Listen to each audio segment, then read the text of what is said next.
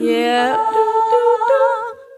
Hey guys, what up? Welcome back to my channel. So as you guys know, I was kind of doing favorites on and off at the end of each month, and I just figured I'd start doing it per season just because there's so many other videos that I want to do, and I just feel like it's better for me to give you guys my true favorites, which is stuff that I've been using for over a month. Because I mean, like, let's be real, if you use something for over a month, you already know that it's probably going to be something that you're going to continue to buy and continue to use. So at the very, very top of my list, now this is something that I've been using since, I think possibly November, and I actually got a small little sample of it in my Ipsy bag.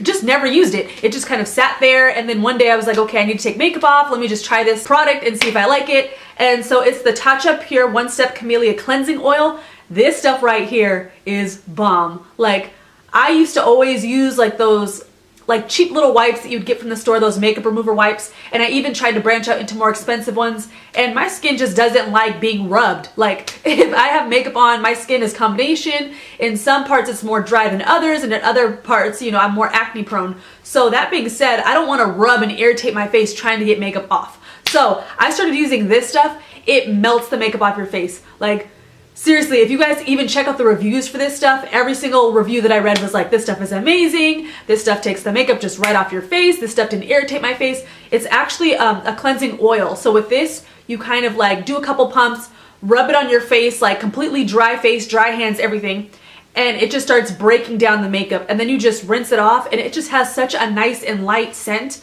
The cool thing about this company is the whole thought process behind their products is things that geishas used, you know, back in the day for their beauty regimens and stuff like that. So you really need something that's really gonna break down that makeup without irritating your face. So this is amazing whether you just, you know, wear eye makeup. I use this to take off my mascara at the end of the night. It's great. As well as if you have a full facial beat, this stuff will just wipe that mess right off your face. So I love this product. After having the travel size, I upgraded and bought this one. All right. Next thing, this is another thing that I actually got in one of my makeup subscriptions, and it is a face primer. Now, these, I mean, I kind of use them on and off, but as I've gotten older, I've realized that not all primers are created equal. Some of them have different benefits that work for your skin, some of them don't, and it's really kind of like a trial and error to really find out what works for you and what doesn't. So this stuff right here, this Too Faced, it's the Hangover RX Replenishing Face Primer with coconut water and probiotic based ingredient and skin revivers. Oh, and it's silicone free if some of you guys are more worried about that. This stuff is, it's so nice. It's so nourishing, and it almost gives your face like a light luminescence like underneath your makeup. It's just really, really nice. And I love the fact that it's called like Hangover Replenishing. Honestly, if you feel like you got hit by a bus and your face is just like not popping that day, this stuff, it almost feels like you're putting a moisturizer on your face, and you kind of get that glow when you moisturize, but it's a primer. So amazing stuff. I mean, you could probably find this stuff at Sephora, anywhere else, but I love this, and I'm so sad that my tube is so small because I've been trying to like ration it out on days when I really, really need it. Okay, so backstory, a little bit of a story time. I was on set one day and I got there early, so I decided to just kind of like walk around the neighborhood and see what was around, and I just stumbled upon a couple local beauty stores and was like, let me just go in here and just buy some stuff and, you know, whatever, kill time. So the LA Girl lip liner in Natural Cream, I love this. I've been using this almost every single day since I bought it, and once I realized it was quickly dwindling down, I went on eBay and bought this again, as well as another lip liner that's more of like an auburn brick color. Really, really pretty. But I love this. Okay, so for me, being my skin tone, it's really hard to find really nice matte kind of lip liners and lip colors that look very, very natural, that look, you know, just a shade tinter, just a shade tint darker than nude. So for me, so this actually works really well. I'm wearing it today. This goes on, you know, really, really smooth, but it still gives you the appearance of like a matte lip, which I really, really like. Some lip liners, they just go on really, really crumbly, and they're just really harsh, and your lips look dry, and it looks like you scraped the skin off your lips. So this isn't like that at all. It's actually a really, really great product. So shout out to LA Girl for making these. And they're like $2. I mean, they're beauty store finds, really, really easy. You can probably get them at Walgreens or CVS or something. So I'll link all this stuff below. That way you guys can check it out, you know, see what you like, whatever, look at the price, all that good stuff. But this is really, really cheap. Now, if you guys saw my winter R&R routine, I am obsessed with candles. I'm obsessed with aromatherapy. So this candle, I had been looking at this candle at HomeGoods for like months, And they had another one that I really liked as well. But this one, it's the Whiskey by Makers of Wax Goods. It just smells so good. I mean, it's not strong in the sense of like, oh, if you opened a bottle of whiskey and smelled it, like that's what this smells like. It's not like that at all. It has like a little bit of a whiskey smell to it, but it's more in the arena of like a sweet but slightly musky kind of scent. So that means it has like a lot of wood tones that you kind of smell in there. It definitely has like a woodsy kind of feel to it. It's definitely very, very deep, but it's not overwhelming. It almost smells a little bit like a yummy man, if that's what I want to call it. I like the fact that it's like in this kind of like auburn glass container and with like this cute little wood top. Like their products are just really, really cool. And then the other candle that I got at Home Goods was this Vanilla Chai and Birch.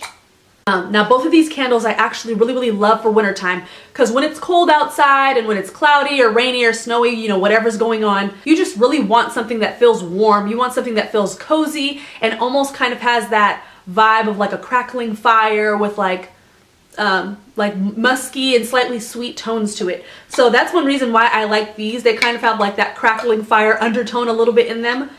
But then Vanilla Chai, I mean, vanilla itself is very, very sweet, and I feel like it's kind of a year-round scent, but that Chai and Birch definitely gives it more of that like spicy kind of like warm hint that's really, really nice during winter times. Now, next thing on my list is the Relaxed Rose Bath Tea Bags bath salts. If you guys saw my winter R&R routine, this was in there as well. So I've been transitioning more to bath salts than bath bombs, and this is why. So again, not all bath bombs are created equal. So if you go to a store and you spend $20 on a bath bomb and it's not as potent as you wanted it to be, or it's a little too potent, you kind of feel like you wasted your money because it wasn't to your liking. So the thing that I love about bath salts is that you can really designate the amount that you want in the bathtub. So on days where you're just like, I need a little bit more, you could just take a couple extra scoops. So on a day where you decide maybe the scent is a little too potent, but you want enough in there to kind of relax your muscles, you can put a little bit less, and you don't waste your money by having too much bath bomb or too little bath bomb. So that's one reason why I love, you know, bath salts that are packaged this way. It actually has roses and stuff in it. It has sea salt, Epsom salt, and essential oils in here, as well as like the flowers and everything. So I just really like that you get all of that in there, and I think this was around 11 bucks at Home Goods. I've seen them also at Sprouts Market. You can get like a bag, or they have, you know, large jars that are around 12 to 15 bucks.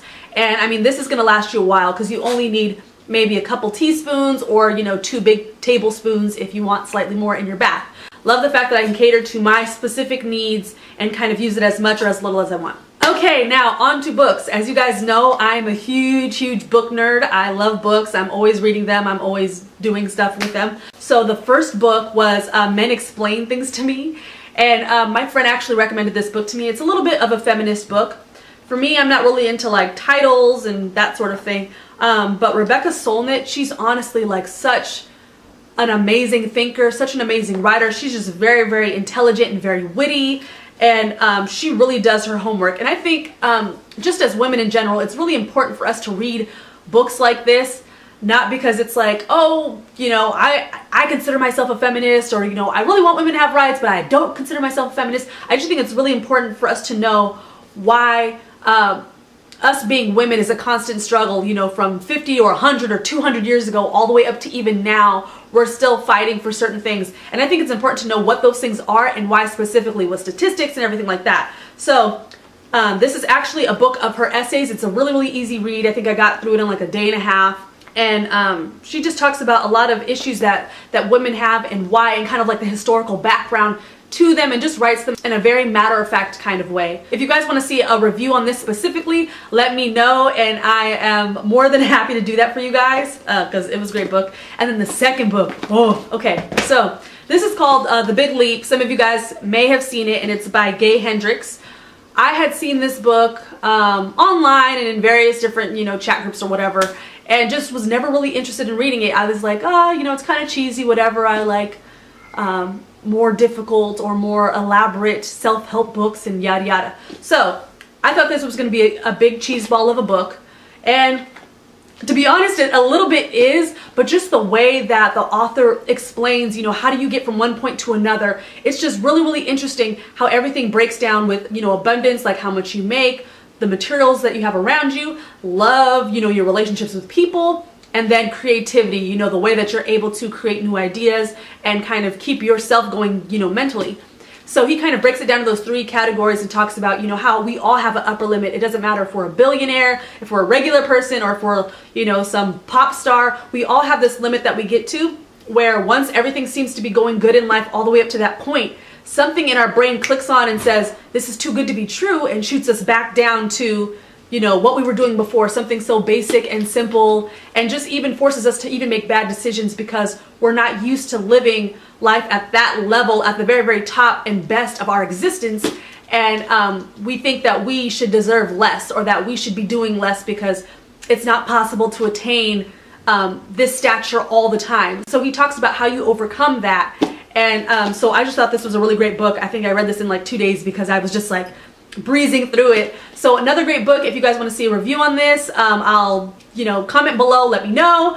Okay, now Netflix. What are my favorites for this winter season? So The Get Down. First and foremost, if you have not seen The Get Down, you need to go and watch it and stream it on Netflix right now. The whole season 1 is there. That's the whole, it's the first season that's, you know, ever come out. And I think it came out in August, so I'm a little late to the party, but that's okay because I'm obsessed with it. Baz Luhrmann is like my favorite director ever.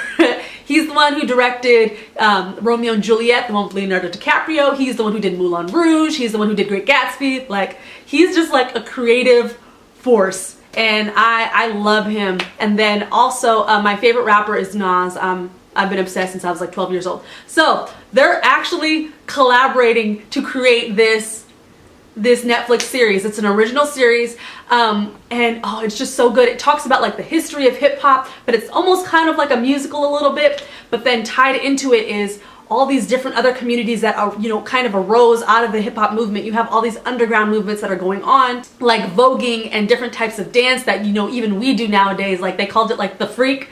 So, but all these different movements arose kind of out of this underground hip hop movement. Like, they just had so many different crossroads going on in this show that it's amazing. They talk about the political background going on during that time in the 70s. They talk about the riots. They talk about music and disco and what it was to be in the music industry during that time. And so, it's so amazing. I was up till 4 in the morning and I was like, I have to finish this. It was so good. Okay. And then the second is a series of unfortunate events.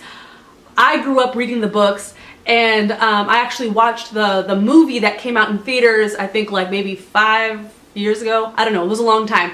But I watched that movie as well as read the books, and so I was kind of skeptical at first because Jim Carrey plays Count Olaf in the movie, and he was just like spot on phenomenal. And I was like, okay, nobody's gonna do better than that. Like, let's just scrap the Netflix series now and like get over it.